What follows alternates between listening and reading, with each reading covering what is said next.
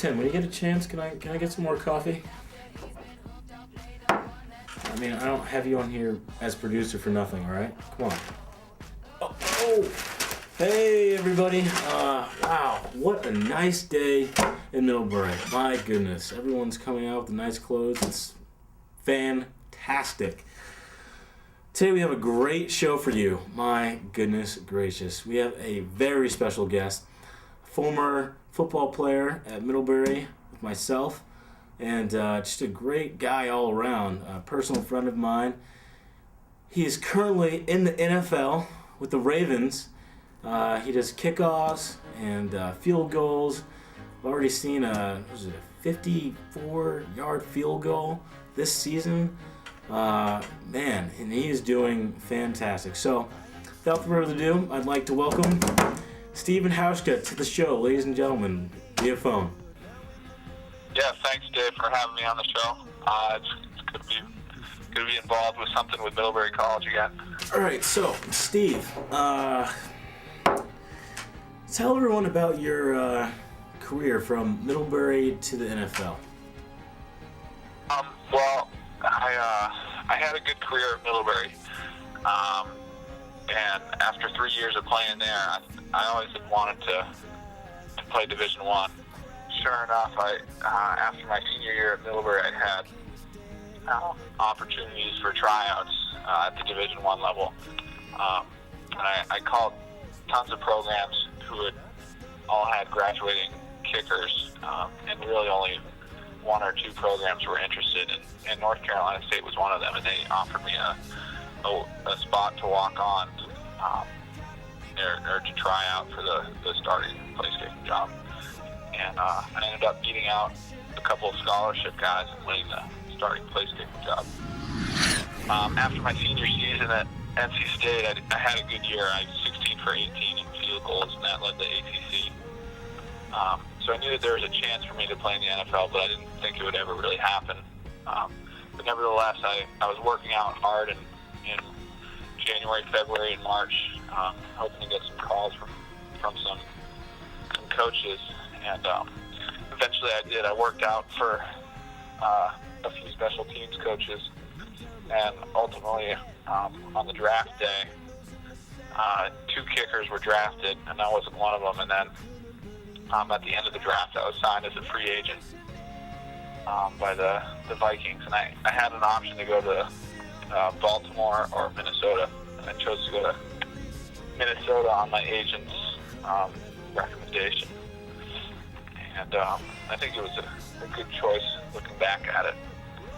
But it wasn't likely that I would win the job there because I was more there just to take some of the kicks in training camp.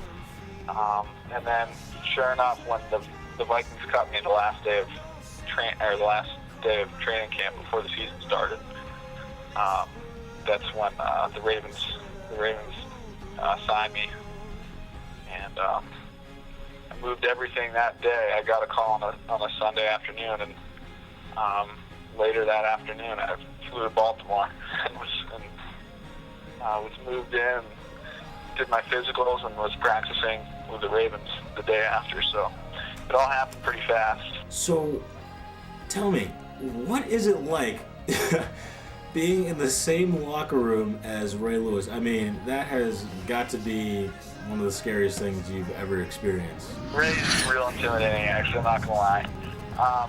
The first 2 weeks in the locker room at Minnesota, I was really starstruck. You know, there's all types of big names, Adrian Peterson walking around, and you think these guys are larger than life, but you just sort of get used to it, and then you realize they're just normal people, and you get be friends with a lot of them, and you realize that they're working hard, and they're athletes just like you or I are. So,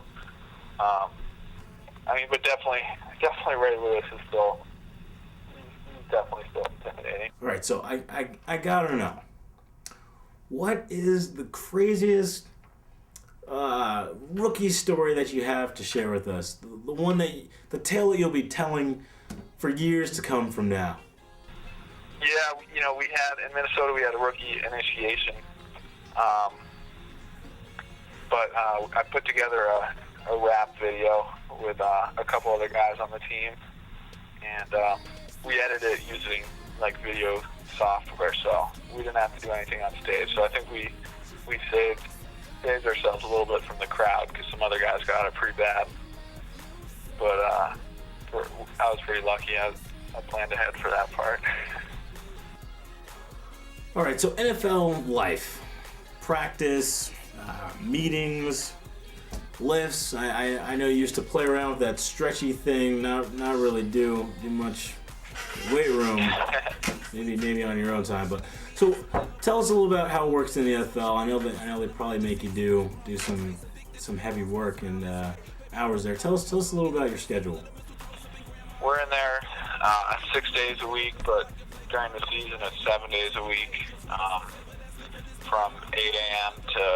to 5 p.m. pretty much every day, except the game day obviously is a different schedule, and the day before the game is different. But generally we're in there at 8 for a team meeting, and then we have position meetings after that, and then we have workouts, and then we'll eat lunch, and then we'll have practice after lunch, and then we'll review film after practice, and then there'll be position meetings, and then you can eat dinner at the facility or you can go home. So usually stuff wraps up around 4 o'clock. It's real busy during the season, especially for when you have an away game. You might not get back till 4 in the morning on a flight, and then you got to wake up, come to practice the next day, and then you have your day off, and then you're practicing it again on Wednesday. So sometimes you go without even a night's sleep, and you have to wake up and go to practice. So by week 20, you're exhausted and your body's hurt and can't wait for some time off from the season. All right, so tell us about your future in the NFL. I mean, how much longer do you see yourself there? I mean, tell us a little about next season and where you see yourself in the lineup. I'm gonna pursue this with everything I have. I've got a great opportunity here next year to win the place kicking job because they didn't re-sign Matt Stover, and they'll definitely bring in another kicker, probably a rookie, and I'll have to compete with him for the starting job. But I have to be confident in myself, and I think I can win it. I think I have the skills to do it. So, if I could win the starting job, then I'd like to play as long as I can. But it's tough to say. A lot of things can happen, and you're under a lot of pressure. So really, the guys that make it usually stay for a long while. But some guys have trouble hanging with the crowd. So hopefully, I can make it and play for 10 years or so. Hauschka, I can't tell you how much I appreciate you being a guest on the Mid Show. This was fantastic, and thanks so much for being a guest on my show. Yeah, thanks for having me on the show, Dave. All right, well, that just about does it. Thanks so much for watching the Mid Show. Please feel free to post or send me an email at themidshow@gmail.com. All right, thanks so much for watching. Take care. And enjoy this nice weather. My goodness, get out of here. Peace.